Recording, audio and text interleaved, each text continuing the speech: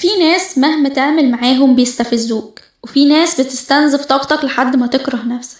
السؤال هنا مش هما كده ليه، السؤال الحقيقي انت بتتعامل معاهم ازاي. اللي هقولهولك دلوقتي مش مجرد نصايح، دي مهارات ناس ناجحة بتستخدمها علشان تتحكم في اي شخصية قدامها. خليني اقولك الحقيقة اللي محدش بيقولها لك، انت مش بتتعامل مع شخص، انت بتتعامل مع نمط شخصية، ولو فهمت النمط ده هتعرف تتحكم في رد فعلك، وساعتها محدش هيعرف يستفزك. الشخصية العصبية، وده أول نوع من الشخصيات معانا. الشخص ده مش بيهاجمك، هو بيحارب جواه.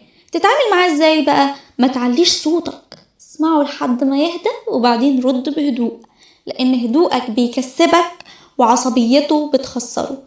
أما تاني نوع شخصية معانا هي الشخصية الباردة المستفزة، يرد ببرود كأنه مش مهتم، وده بيخليك تتعصب أكتر. الحل ما تجريش وراه، خليه هو اللي يقرب، لأن الناس دي بتعيش على رد فعلك. أما تالت شخصية معانا هي الشخصية الثرثارة، يتكلم كتير وممكن يضيع وقتك كله. الحل إنك تقطع الكلام معاه بلطف، قوله معلش خليني أوقفك هنا عشان نركز في النقاط المهمة، كده انت بتحافظ على وقتك بدون ما تحرجه.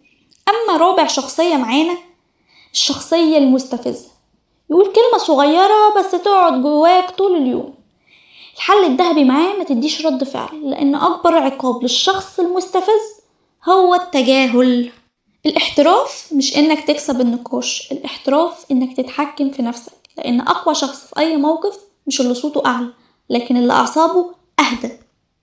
وفي قاعدة لو فهمتها حياتك هتتغير، مش كل رد فعل يستاهل رد فعل. في ناس أحسن رد عليهم هو الصمت.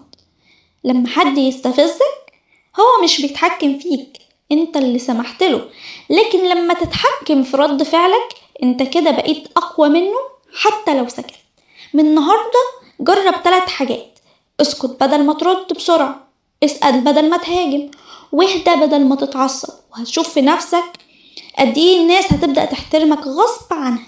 مش كل الناس هتتغير، بس انت تقدر تغير نفسك، ومش كل معركة تستاهل تدخلها.